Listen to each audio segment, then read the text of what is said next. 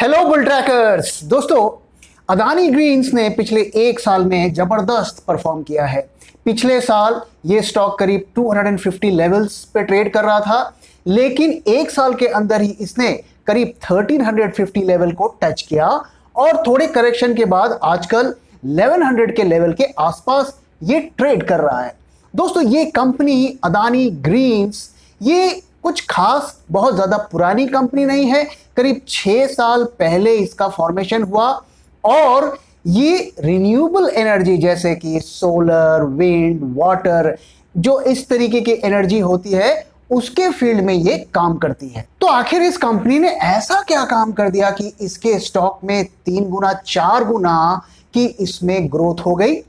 देखिए दोस्तों, ये कंपनी जैसा कि मैंने बताया वो रिन्यूएबल एनर्जी के फील्ड में काम करती है और इस सेक्टर में इस वक्त ह्यूज पोटेंशियल है और आने वाले टाइम्स में इसमें एक जबरदस्त ग्रोथ की पॉसिबिलिटी है, जिसकी वजह से ये स्टॉक इतना दौड़ रहा है। और रिन्यूएबल एनर्जी के फील्ड में अदानी ग्रीन्स इस वक्त लीडर है। तो क्या पोटेंशियल है रिन्यूएबल एनर्जी बिजनेस का आने वाले टाइम में?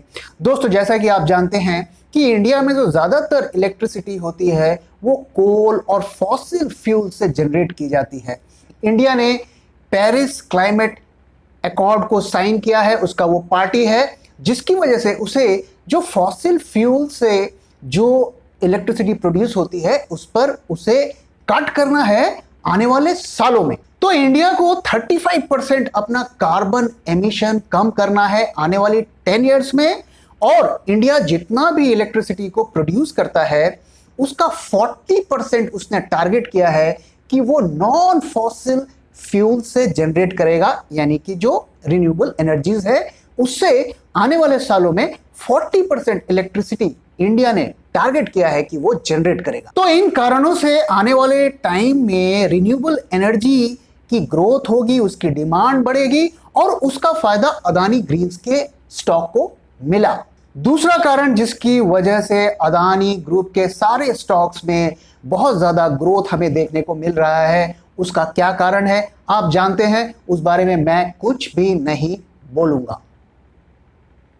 तो अदानी ने फ्रांस की एक कंपनी को अदानी ग्रीन्स में 50% इक्विटी पार्टनर बनाया है।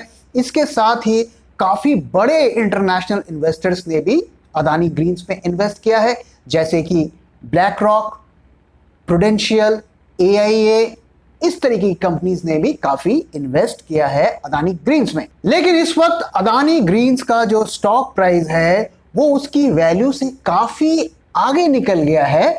जिन लोगों ने पिछले साल इस स्टॉक में इन्वेस्ट किया उन्होंने तो काफी अच्छा प्रॉफिट कमाया, लेकिन जिन लोगों ने इस स्टॉक को मिस कर दिया और वो इस सेक्टर में इन्वेस्ट करना चाहते हैं तो उनके लिए क्या ऑप्शन है? क्या कोई ऑप्शन इस वक्त अवेलेबल है?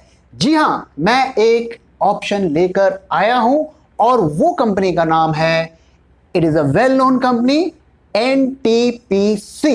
अब दोस्तों, आप सोच रहे होंगे कि NTPC तो कन्वेंशनल सोर्सेज से यानी कि कोल से और फॉसिल फ्यूल से इलेक्ट्रिसिटी जनरेट करती है, तो उसका रिन्यूएबल एनर्जी से क्या लेना देना? तो मैं आपकी जानकारी दुरुस्त कर देता हूं कि NTPC भी रिन्यूएबल एनर्जी में फील्ड में जोर शोर से काम कर रही है। तो आइए NTPC के बारे में थोड़ा जानते हैं।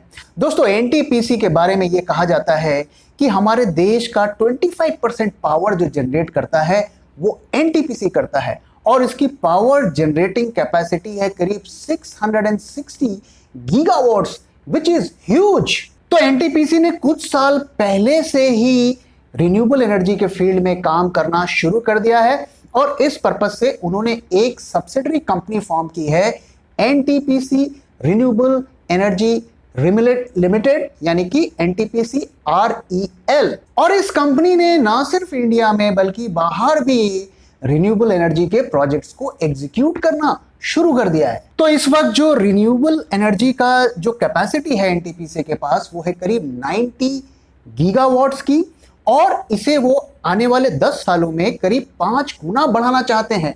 और जो करंट ग्रोथ रेट है एनटीपीसी का रिन्यूएबल एनर्जी के फील्ड में, वो 10 गीगावाट्स के रेट से हर साल बढ़ रही है, जिसे बढ़ाकर वो 25 से 30 यानी कि 25 टू 30 गीगावाट्स पर ईयर करना चाहते हैं। यानी कि वो चाहते हैं कि उनका जो कैपेसिटी है वो 25 टू 30 गीगावाट्स के रेट से आने वाले टाइम में बढ़े। तो रिसेंटली ही एनटीपीसी को गुजरात स्टेट इलेक्ट्रिसिटी बोर्ड से एक पावर प्रोजेक्ट के लिए, एक रिन्यूएबल पावर प्रोजेक्ट के लिए कॉन्ट्रैक्ट मिला है, जिसमें अदानीज ने भी बिड किया था, लेकिन एनटीपीसी को इसलिए मिला क्योंकि उन्होंने सबसे चीप रेट पर इस प्रोजेक्ट पर बिड किया था। तो एनटीपीसी रिन्यूएबल एनर्जी के फील्ड में कितना ज्यादा सीरियस है, इसका अंदाजा आप इस बात से लगा सकते हैं कि रिसेंटली ही एनटीपीसी ने अपनी सब्सिडरी में करीब 300 करोड़ का इन्वेस्टमेंट किया है और एनटीपीसी के पास इस वक्त 1.40 गीगावाट्स का ऑर्डर बुक है और करीब 21 गीगावाट्स का जो प्रोजेक्ट्स जो हैं वो पाइपलाइन में है, जो आने वाले टाइम्स में उनको मिल सकता है। तो आइए एनटीपीसी के रिन्यूएबल एनर्जी बिजनेस के साथ अदानी ग्रीन्स के का एक कंपैरिजन हम करते हैं। दोस्तों, अगर आप इस कंपैरिजन में देखें तो जो अदानीज का जो ऑर्डर बुक है वो एनटीपीसी से लगभग 3 गुना है, लेकिन अगर आप उसकी जो वैल्यूएशन देखें अदानीज की, वो करीब 90 टाइम्स एक्सपेंसिव है कंपेयर टू एनटीपीसी, और उसका जो पूरे मार्केट कैप की वैल्यूएशन है वो करीब दुगनी है एनटीपीसी से, in spite of the fact कि एनटीपीसी इतनी बड़ी और इतनी पुरानी कंपनी है। तो क्लियरली आप देख सकते हैं कि एनटीपीसी काफी चीप नजर आ रहा है और उसके चीप होने के 2 मेजर कारण हैं। पहला तो ये है कि पीएसयू, और हम जानते हैं कि मार्केट जो है पीएसयू स्टॉक्स को उस तरीके की वैल्यूएशन नहीं देता है जैसे वो प्राइवेट कंपनीज को देता है। और दूसरा कारण ये है कि एनटीपीसी का अभी भी जो मेजर जो उसका जो रेवेन्यू जनरेट होता है वो कन्वेंशनल जो पावर जो वो जनरेट करता है उससे होता है, और जब जैसे जैसे उसके रिन्यूएबल एनर्जी बिजनेस में ग्रोथ आएगी तो हम देखेंगे कि स्टॉक की री रेटिंग होनी शुरू हो गई है। तो आइए अब इस बारे में बात करते हैं कि एनटीपीसी के का एडवांटेज क्या है ओवर अदानी। देखिए दोस्तों, पहला जो एडवांटेज ये है कि एनटीपीसी का एक रिकॉर्ड है कि वो सबसे सस्ती इलेक्ट्रिसिटी जनरेट करता है इंडिया में। दूसरा जो उसका एडवांटेज है कि आप जैसा कि जानते हैं कि जब भी आप रिन्यूएबल एनर्जी के फील्ड में कोई प्रोजेक्ट लगाते हैं तो आपको काफी सारे लैंड की जरूरत पड़ती है। तो NTPC being a PSU and a government entity, उनके लिए जो लैंड को जुगाड़ना उनके लिए काफी आसान होगा कंपेयर टू कॉर्पोरेट्स। तीसरा एडवांटेज ये है कि एनटीपीसी न सिर्फ इंडिया में बल्कि बाहर के प्रोजेक्ट्स भी ले रहा है। एनटीपीसी आईएसए यानी कि इंटरनेशनल सोलर अलायंस का कंसल्टेंट है फॉर सोलर प्रोजेक्ट्स, और आईएसए के जो मेंबर कंट्रीज हैं उनको वो कंसल्टेंसी देगा। इस वक्त आईएसए के जो प्रोजेक्ट्स जो एनटीपीसी के पास हैं वो करीब 10,000 मेगावाट्स के प्रोजेक्ट्स हैं जिस पर वो एनटीपीसी उन कंट्रीज को कंसल्टेंसी दे रहा है। तो यहां पर अदानीज को एक डिसएडवांटेज हो सकता है। दोस्तों, जैसा कि आप जानते हैं कुछ टाइम पहले ये एक न्यूज आई थी कि अदानीज का कुछ लिंक निकल के आया था म्यांमार के मिलिट्री रिजीम से, जिसकी वजह से काफ़ी इंटरनेशनल मीडिया में जो प्रो डेमोक्रेसी कंट्रीज हैं उनमें काफ़ी एक रिएक्शन हुआ, और यूएसए में एसएनपी ने अदानी पोर्ट्स को अपने इंडेक्स से निकाल दिया। तो जिसकी वजह से एक नेगेटिव पब्लिसिटी हुई अदानीज की, और इन कारणों से ऐसा हो सकता है कि उनको शायद इंटरनेशनल प्रोजेक्ट्स लेने में मुश्किलें आई, जहां पर एनटीपीसी को एक एज मिलेगा। चौथा यह है कि जो एनटीपीसी की सब्सिडरी है उसको पेरेंट कंपनी से में काफी सपोर्ट मिलेगा, और हम जानते हैं कि एनटीपीसी के पास काफी ज्यादा कैश रिजर्व है।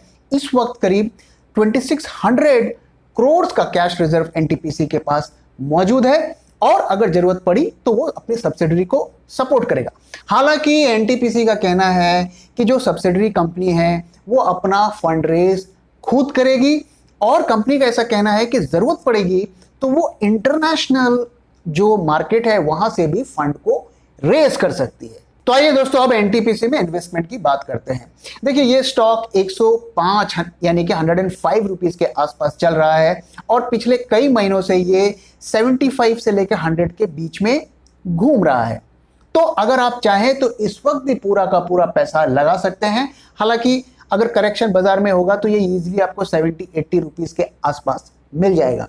लेकिन ये स्टॉक ऐसा नहीं है कि ये आपको अदानी ग्रीन्स की तरह एक साल में 2 गुना 3 गुना 4 गुना हो जाएगा। ये शॉर्ट टर्म में काफी सुस्त तरीके से चलेगा और इसे आपको तभी इसमें पैसा लगाना है जब आप इसको 4, 5, 6 साल तक होल्ड करने को तैयार हैं, क्योंकि इसकी वैल्यू अनलॉकिंग होने में टाइम लगेगा और ये एक अच्छा टाइम है स्टॉक में घुसने का, क्योंकि स्टॉक ऑलरेडी काफी चीप है जैसा कि मैंने बताया। तो दोस्तों इसी के साथ हमारे पोर्टफोलियो में पीएसयू के 3 स्टॉक हो गए।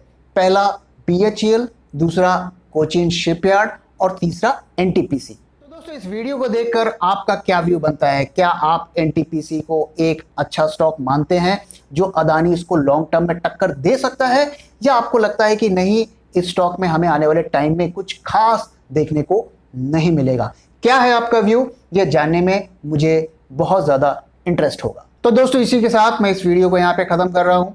वीडियो कैसा लगा जरूर बताइएगा और अगर वीडियो पसंद आया तो प्लीज वीडियो को लाइक करिए, अपने दोस्तों के साथ शेयर करिए और हमारे चैनल को सब्सक्राइब करिए। Thank you very much for time दोस्तों। फिर मिलेंगे किसी और वीडियो में।